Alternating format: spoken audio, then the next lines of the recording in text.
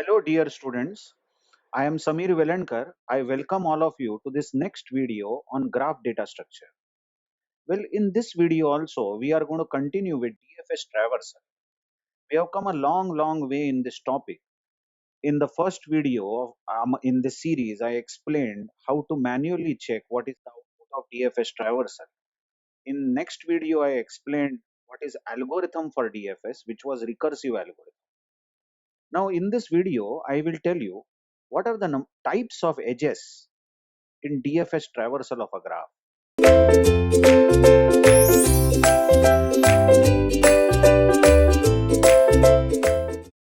Now, basically, if you consider some graph may be directed or undirected, and when you perform a DFS traversal on that graph, you get a tree basically. So, what is the output? Output of DFS traversal. Now, output of DFS traversal on a graph, any type of graph for that matter, is always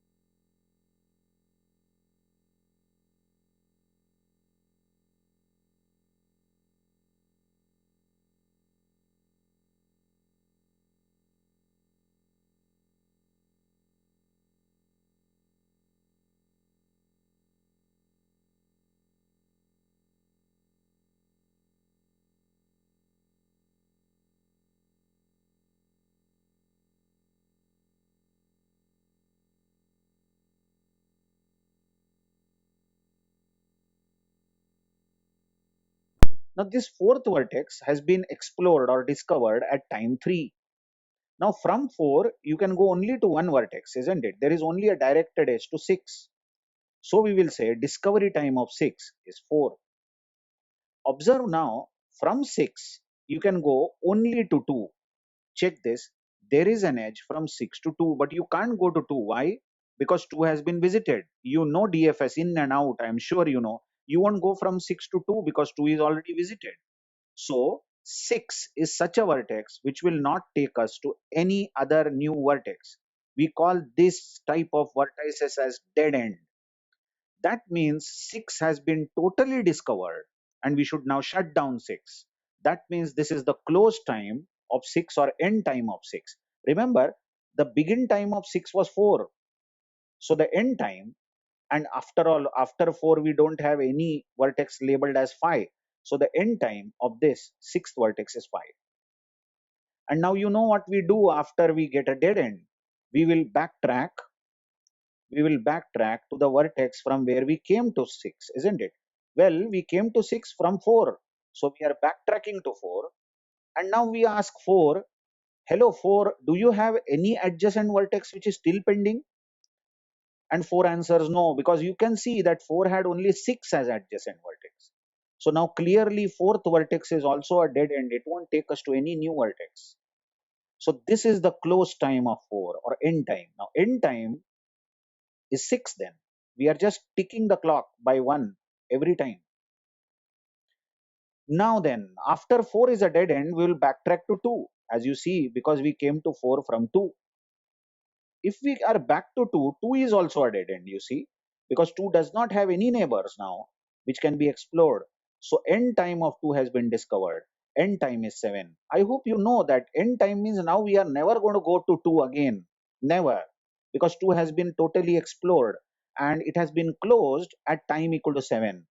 So 2 is a dead end. So we will go back to 1. We are back at 1. But 1 cannot be closed because there are many neighbors of 1, rather 2 neighbors. The 2 neighbors of 1 still to be explored are 3 and 8. So you can go to any one of them. There is no such rule, as I said. Let's go to 3. But you would be correct if you go to 8 first. Okay, I am going to 3. So what's the start time, discover time of 3? Note that the last time the clock showed 7. So now the start time is 8. Let's go further. From 3, you can go only to 5. So the start time of 5 is 9.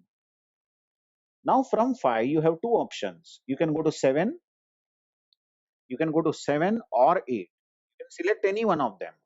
I will select 7 in my DFS output. So 7 is where I'm going. So the start time of 7 or discovery time is 10, but it is clear that 7 is a dead end. So let's close 7. The end time of 7 will be 11 and we will backtrack. But if we backtrack to 5, if we come back to 5, 5 is still not a dead end, isn't it? From 5, you can go to 6. You can go to 6. So the discovery time of 6 is 12. Sorry, 8. I am so sorry. This was 8. You can go to 8 from 5. Discovery time is 8, and you can clearly see 8 does not have any edge which will take us to any new vertex now. So 8 is a dead end. So close time of 8 is 13. Okay, as this is a dead end, let's get back to 5. We came to 8 from 5, so we are coming back to 5. But when we come back to 5, 5 is also a dead end. Notice that 5 can still take us to 4, but 4 was already discovered and it was closed also. So visited vertex cannot be visited again. So 5 is a dead end, and we will say 5 is now closed at 14. Last time the clock shown 13. And we will backtrack to 3. But 3 has to be closed. It's clearly a dead end. So 15 is the close time of 3. And we will finally get back to 1. And 1 is closed at 16. Just check that this discovery time and close time, I have introduced these notions only to explain the types of edges. But in general, when you trace DFS, we are not interested in open or discover time and end time. So we don't spend time in writing these slash notation and discover time and end time. Okay. So what is the tree, by the way? What is the DFS tree? Let's see. Let's see the DFS tree. Now the edges which I have marked with red, were actually taken by our DFS traversal, isn't it? You can see these edges which I am marking. These edges were actually taken by DFS traversal, isn't it? So these are included in the tree. So we will get 1. From 1 we went to 2. Okay, from 2 you recall we went to 4. From 4 we are going to 6. But remember 6 was a dead end. So we came back to 4, then came back to 2, then came back to 1. 1 took us to 3. This was a tree edge. This we took. Then 3 to 5 we went. 5 to 7, but 7 was a dead end. So we came back to 5 and we went to 8. Of course, the directions have to be shown. It was a directed graph. You can see that there is absolutely no cycle in this structure which I have shown. This is a tree. So we actually had a graph, isn't it? But what happens when we do DFS traversal of a graph? We get a DFS tree. Now these edges which are included in the tree, which were members of the graph, these edges were there in the graph, isn't it? And they are the part of the tree, are called tree edges. I hope the definition is very clear. The edges which were taken by DFS traversal, that is the edges which are included in the DFS tree, are called tree edges. Yes, everyone. Now let's see the second type of edge called forward edge. Now the edges which were not taken, check the mouse cursor. See, this edge 1 to 8 was never taken by DFS. It was not added in the DFS tree. So these edges are simply cut. Similarly, 6 to 2, you observe this edge, 6 to 2 was never taken, or 5 to 4 was never taken. So 3 edges out of all the edges were not at all taken by DFS in our tree. Then these edges which are not taken will be one of these: forward edge or backward edge or cross edge. Let's see the definition first of all. What do you mean by forward edge? It is an edge u comma v. So u and v are vertices. So there is an edge from u vertex to v vertex such that u appears before v in DFS output. Just check what is the DFS output for this in sequence. From 1 we went to 2, from 2 we went to 4, from 4 to 6, 6 we backtrack to 1, 1 took us to 3, 3 to 5, 5 to 7, 7 to 8. This was the DFS output, isn't it?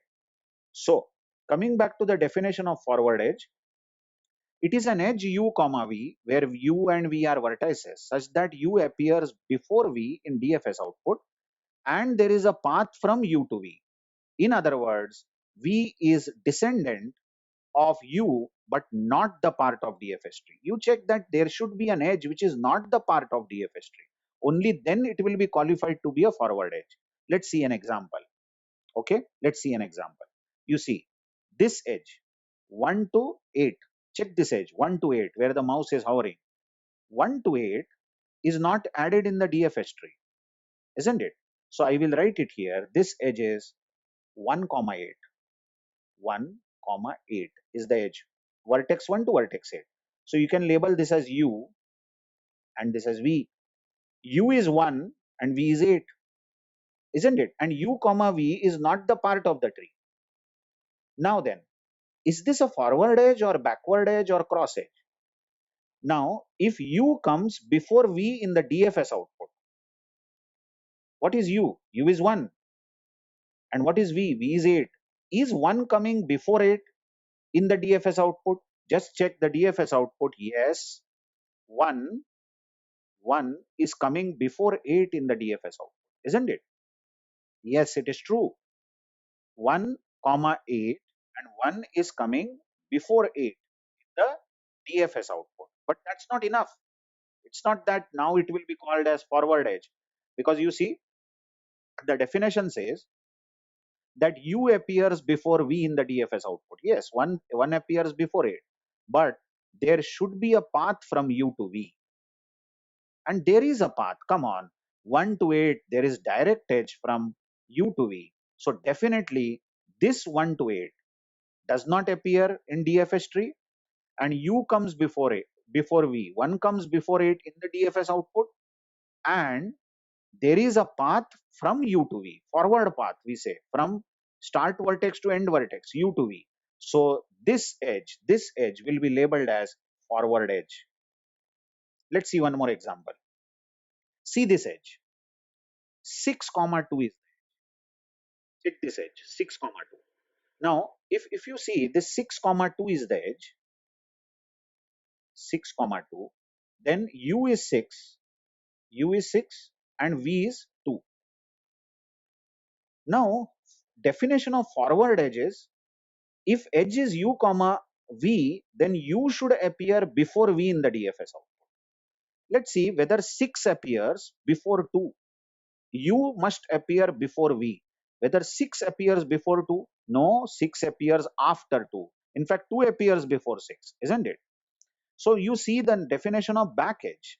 Back edge is, there is an edge u comma v, which is of course not the part of the tree. So there is an edge u comma v such that v appears before u in the DFS output. Now here v is 2. Observe the mouse. V is 2. 2 appears before 6. V appears before u in the DFS output, but that's not enough. That's not enough. See, v appears before u in the DFS output, and there is a path from v to u. Now, is there any path from 2 to 6? Is there any path? Can you go from 2 to 6? Yes. From 2 to 6, you can go as follows: 2 to 4, 2 to 6. So, u comma v, 6 comma 2 is a back edge. This is a back edge. Why? Come again. U comma v, 6 comma 2 is a back edge because v comes before u in the DFS output. 2 comes before 6 in the DFS output, and there is a path from 2 to 6. That is, there is a path from v to u. V to u, 2 to 6. The path was 2 to 4, 4 to 6. All right. Let's see this edge now. 4 to 5. I'm writing it. Sorry, 5 to 4. I'm so sorry. 5 to 4. Okay. This was 1, then 2, then 3, then 4 start times, end time 5, then 6, then 7, isn't it? Then no start end time here, then 8, 9, 10, but 11 was the end time, then 12, and then 13, 13, then 14 was the end time here, then 15, and finally 16. Okay. Now let's consider an edge 5 comma 4. Now u is 5 and v is 4. Check this. If u is 5, here we are hovering the mouse, u comma v is the edge, 5 comma 4. Then let's see whether u comes before v, whether 5 comes before 4. No, 5 doesn't come before 4. In fact, 4 comes before 5. So you see that v comes before u. V comes before u. So it can be a back edge, but wait. Because v comes before u in the DFS output, it can be back edge, but there is one more criteria. There should be path from v to u. There should be path from v to u. Is there any path from 4 to 5? Let's see. From 4, you can go to 6 and then come back to 2, then 4. But you can't go from 4 to 5 at all. You just search this graph. There is no path from 4 to 5. So the second criteria for a back edge doesn't satisfy. This type of edge is cross edge. You can see a cross edge is the one where the edge exists in the graph and it is not added in the tree, and there is absolutely no other path from v to u. There is no path from v to u in that case, or rather uh, there is no way to go from v to u. If v appears before u, then such an edge is called cross edge. Cross edge. Some more things I have written in the definition. That is, in forward edge, we say V is descendant. These are very important from gate point of view. V is descendant of U. And in back edge, V is ancestor of U. And in cross edge, they don't have either ancestor or descendant relationship between them. Let's see, before we come to any conclusion, let's try to do DFS traversal on this graph. Of course, you can do DFS traversal in seconds now, but I'll be putting some time here. Let's start DFS from A. So A is discovered at 1. From A, you can either go to B, observe, you can go to B or C or D or F. You can go anywhere. There is no such rule, I repeat. But I'll be going to B. So B is discovered at time 2. From B, there is only one way you can go to D. Okay. D is discovered at 3. From D, you can go to F. Actually, you can go to E also or F. I will go to F. That's at 4. Now, you can see from F, you can't go anywhere. There is no adjacent vertex of F. Clearly observe the graph. So we have to close it down. The close time of F is 5. So we have to backtrack to D. But when we backtrack to D, D is still not dead because from D, you can go to E. So E is discovered at time 6. But clearly, E is a dead end because from E, you can observe from E, although you can go to F, but F is already closed. It was discovered. And E can take you to A, but A was also visited at discovery time 1. So it's time to close E also. E gets closed at 7. And then we will backtrack to D. We came to E from D. Now, when you are back at D, you can see that there is nothing to be explored on D. All adjacent vertices of D have been explored. So the close time of D is 8. And we will be back at B. We will be back at B. And B is clearly a dead end again. You observe that you can't go. You absolutely can't go to B. So B will be closed. I mean, from B, you can't go to any new vertex. So B will be closed at 9. Let's backtrack to 1. 1 is not dead because from 1 you can go to so many vertices, isn't it? Let's go to C. So the open time, the discovery time is 10 here. From C, we will not go to D because D was already discovered. We will go to E. But oh, I'm so sorry. E was also discovered. E was also visited, isn't it? E and F, D were visited. So C is a dead end. Clearly C is a dead end, isn't it? Now if C is a dead end, we will close it. So 11 is the close time of C. Let's backtrack. We'll backtrack to A. And now A is itself is a dead end because you can't go to F. F is discovered. You can't go to D. D is discovered. So 11 is closed to 12. What you observe in this example, very interestingly, is G and F were never discovered. That's because there was no way from start vertex A, there was no way to reach G, neither H. These are not reachable at all from the start vertex A. So these edges, which I am marking, are not at all added in the tree. These are not added in the tree. See, this edge is also not added in the tree. And they are not categorized as any type of edge. But just see which edges were not added. Let's consider A to D. Observe this. A to D was not at all added, isn't it? A to D is not added. So we can say U is A and V is D. Now, does U appear before V in the output? Yes, A appears before D because you see discovery time of A was 1 and discovery time of D was 3. So A was printed before D. So A comes before V, of course, before D. And is there any path from U to V? Yes, there is, of course, direct path from V. Sure, there is an edge from U to V. So this is a forward edge. I hope you are understanding. Let's take one more edge. Let's take A to F. Now, what is the relation of A to F? Let's see.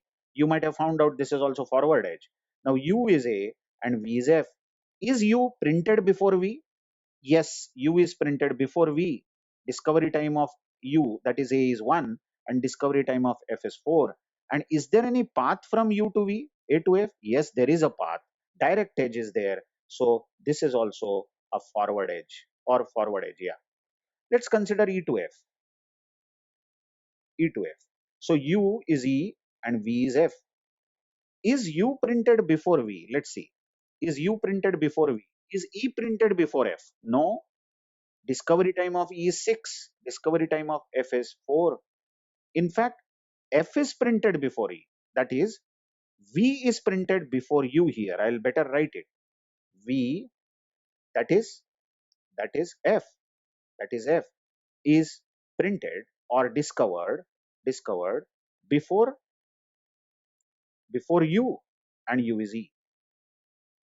So it can be a back edge now. It cannot be a forward edge, or it can be cross edge, isn't it? I hope you are understanding back edge, because V is discovered before U. So it can be back edge. But to be a back edge, one more criteria it should satisfy, that there should be a path from F to E. From V to U, there should be a path. Is there any path from F to E? Let's see. If you see the graph carefully, from F, you can't go anywhere. Hello, from F, there is no path at all. You can't go outwards. Forget about reaching E. There is absolutely no path from F to E. Then this type of edge is known as cross edge. Neither is ancestor or descendant of each other. Are you understanding? E or F, neither of them are ancestors or descendants of each other. Let's continue. Let's continue with one more edge. You can see that C to D was also not added, isn't it? Was not considered. So what is C to D? Which type of edge is it? Now U is C and V is D. Is C printed before D? Is U printed before V? Check, the discovery time of C is 10 and discovery time of D is 3. So in fact, D was printed before C. In fact, V was printed before U. V was printed before U. So it can be back edge. It can be, I'm not saying it will be back edge.